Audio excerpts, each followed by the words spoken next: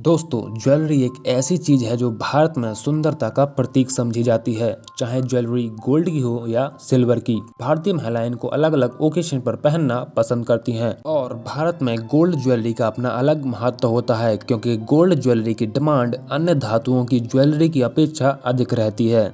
भारतीय जीडीपी में jewellery business का लगभग 6 से 7% तक योगदान रहता है और फाइनेंशियल ईयर 21 में जेम्स एंड ज्वेलरी का total market size 41.79 billion US dollar रहा है और 2025 तक भारत में इसका मार्केट साइज लगभग 70 बिलियन यूएस डॉलर का हो जाएगा। और ज्वेलरी इंडस्ट्री भारत में 16% एनुअल ग्रोथ रेट के साथ ग्रो कर रही है। और अगर आप भी ज्वेलरी का बिजनेस स्टार्ट करने की सोच रहे हैं तो आपको ये वीडियो पूरी देखनी चाहिए। तो नॉलेजी फैक्ट की इस वीडियो में आप सभी का बहुत बहुत स्वागत है। लेकिन वीडियो में आगे बढ़ने से पहले ये बताना चाहूँगा कि जो ज्वेलरी इंडस्ट्री है वो बहुत ब्रॉड है। तो अगर इस वीडियो में सारी जानकारी कवर ना हो पाए तो आप कमेंट बॉक्स में पूछ सकते हैं। मैं उस टॉपिक पर अलग से वीडियो बनाने की कोशिश करूँगा।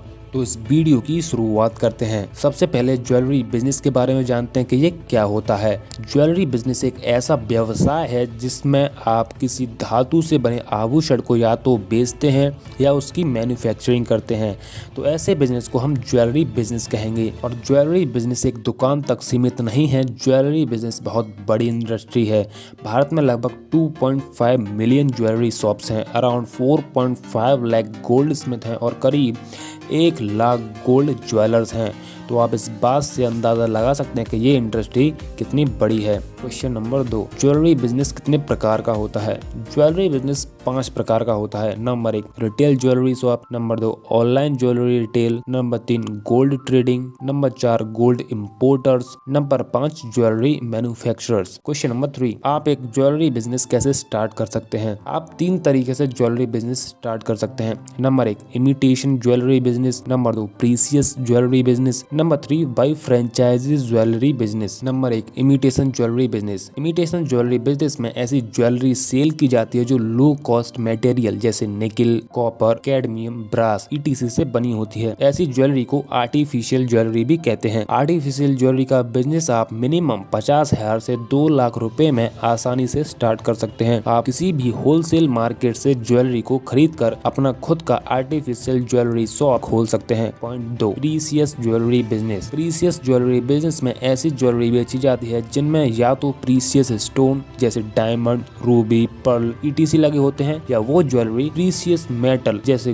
गोल्ड, सिल्वर या प्लेटिनम से बनी होती है। प्रीसियस ज्वेलरी बिजनेस को स्टार्ट करने के लिए जो कैपिटल चाहिए होती है वो डिपेंड करती है कि आप कस्टमर को क्या ऑफर कर रहे हो, यानी कि वह ज्वेलरी सिल्वर की बनी है, गोल्ड की बनी है या डायमंड की बनी है। अगर आप छोटी और लिमिटेड स्टॉक के साथ बिजनेस शुरू करना चाहते हैं तो आपके पास कम से कम 30 से 40 लाख रुपए होने चाहिए। Number 3, by franchise business. By franchise jewellery business में आप किसी बड़े ज्वेलर जैसे Kalyan jewellers, Tanishq jewellers, PC jewellers etc जैसे ज्वेलर्स की फ्रेंचाइजी ले सकते हैं और आप इनकी ऑफिशियल वेबसाइट पर जाकर फ्रेंचाइजी के लिए अप्लाई कर सकते हैं। और फ्रेंचाइजी बिजनेस स्टार्ट करने के लिए आपके पास कम से कम 1.5 करोड़ से 5 करोड़ रुपए होने चाहिए। क्वेश्चन नंबर 4, ज्वेलरी बिजनेस में प्रॉफिट मार्जिन कितना होता है। ज्वेलरी बिजनेस में प्रॉफिट मार्जिन वेरी कर सकता है, लेकिन जो एवरेज प्रॉफिट मार्जिन होता है वो 20 से 30% तक जाता है। और ये प्रॉफिट मार्जिन बढ़ भी सकता है और घट भी सकता है, ये कई चीजों पर डिपेंड करता है। Question number 5, jewellery business start करने के लिए कौन कौन से डॉक्यूमेंट्स चाहिए होते हैं। Number 1, business registration. यदि आप ज्वेलरी बिजनेस को अकेले स्टार्ट कर रहे हैं तो आप अपना बिजनेस सोलो प्रोप्राइटरशिप, और यदि पार्टनरशिप में स्टार्ट कर रहे हैं तो LLP, और यदि आगे चलकर आप अपने ब्रांड को नेशनल लेवल पर ले जाना चाहते हैं कल्याण ज्वेलर्स और पीसी ज्वेलर्स की तरह, तो आप प्राइवेट लिमिटेड कंपनी के तौर पर भी रजिस्टर्ड करा सकते हैं। Number 2, shop and establishment licence. ये लाइसेंस स्टेट गवर्नमेंट के डिपार्टमेंट ऑफ लेबर के अंडर आता है और ये लाइसेंस आप अपने एरिया के शॉप एंड एस्टेब्लिशमेंट एक्ट के चीफ इंस्पेक्टर द्वारा प्राप्त कर सकते हैं। नंबर 3,